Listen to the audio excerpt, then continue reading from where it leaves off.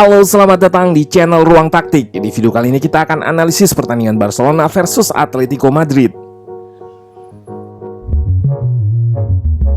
Kemenangan 4-2 Xavi atas Simeone ini memperbaiki rekor pertemuan Barcelona atas Atleti di musim ini dan musim-musim sebelumnya.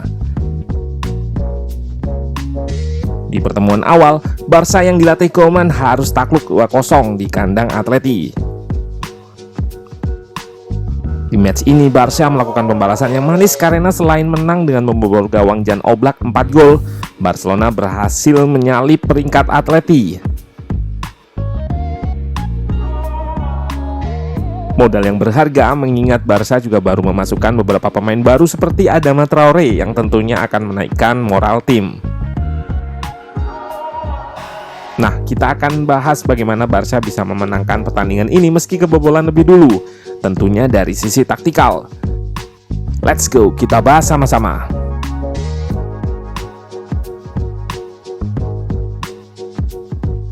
Kedua tim di atas kertas bermain dengan pakem 4-3-3 yang meskipun sama akan ada perbedaan mekanisme di dalamnya.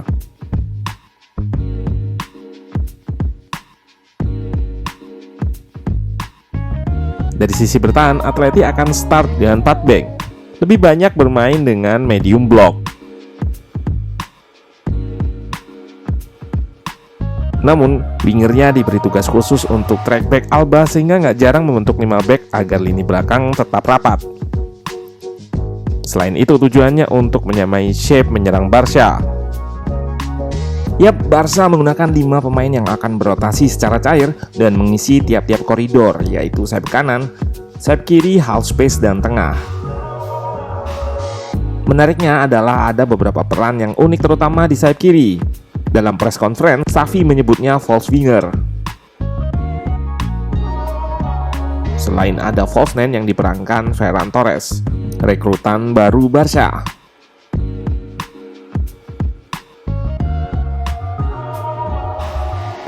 Ruang Taktik juga menambahkan ada false fullback atau inverted fullback yang diperankan Dani Alves. Yap, kita lihat Alves berada di tengah bersama Busquets.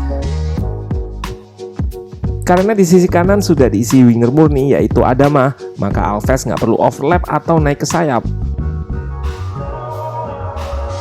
Role ini belakangan memang banyak digunakan.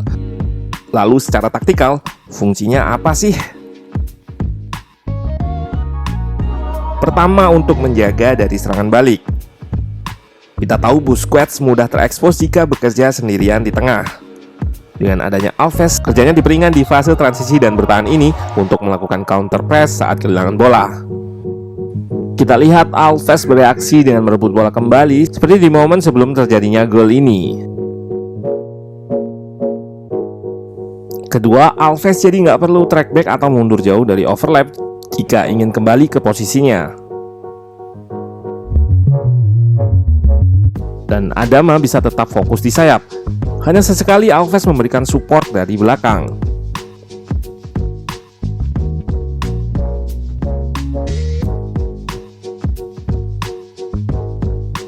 Lalu ketiga, dengan posisinya yang jauh dari gawang, Alves bisa tetap membahayakan lewat akurasi umpannya. Yap, ide inilah yang menarik. Bagaimana mengancam gawang dari posisi yang jauh dari gawang. Dari akurasi umpan lambungnya juga, Barca mencetak gol lewat set piece.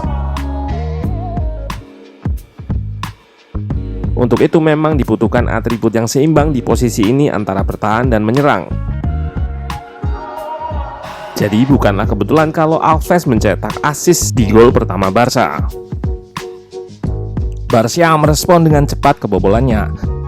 Serangan ini dimulai dari kanan, sehingga pertahanan Atleti tersedot ke area ini lalu diselesaikan di kiri. Jika kita mundur lagi, kita akan temukan peran false winger yang dijalankan Gavi. Yap, Xavi mengkonfirmasi bahwa Gavi adalah pemain versatile atau serba bisa meski posisi aslinya di tengah. Dengan atribut bisa bermain di tengah ini, Xavi memasangnya di sayap sehingga punya kemampuan masuk ke tengah. Juga kita lihat kalau Barca nggak start langsung dengan Alba yang naik. Hal ini untuk memanipulasi pertahanan Atletico yang merespon dengan membentuk 5 back tadi. Seringnya masuk setelah rotasi posisi dengan De Jong, dengan tujuan untuk proteksi 3 pemain bertahan di belakang. Atau baru masuk jika blok press lawan turun ke low block. Jika Xavi sudah punya struktur yang baik, maka tinggal bagaimana eksekusi pemain. Rotasi atau pindah-pindah posisi bisa dilakukan tanpa ada celah yang terekspos.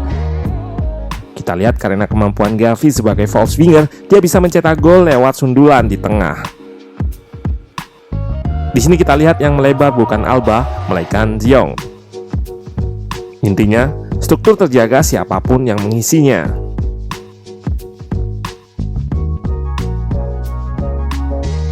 Pemain memang bebas berotasi, artinya strukturnya tidak mengikat, namun memberi batasan pemain bergerak sesuai koridor. Dengan struktur yang baik, membuat pemain bisa berada di posisi yang menguntungkan untuk merespons situasi di sepak bola yang random.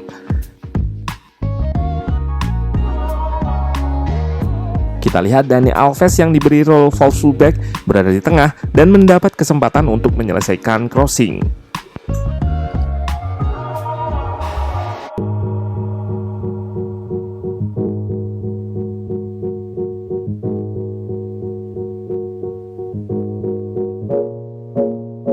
Tentu saja Barca masih ada kelemahan.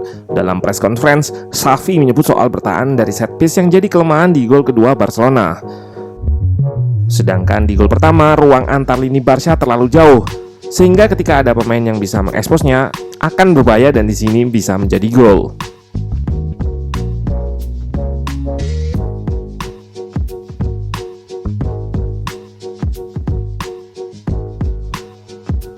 Dengan pemain-pemain baru ini, seolah memberi angin segar bagi Xavi untuk menciptakan taktik baru bagi Barca.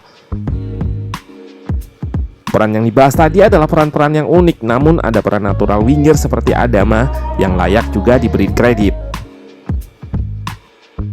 Dari statistik, pemain ini akan sangat jarang untuk bikin gol, namun kemampuan dalam possession-nya yang sangat tinggi sehingga bagus untuk situasi 1 versus 1. PR-nya tinggal bagaimana memoles untuk bisa bikin banyak peluang. 1 assist di laga ini jadi awal yang bagus bagi Adama, juga bagi Barcelona. Apakah era baru dimulai? Layak kita tunggu.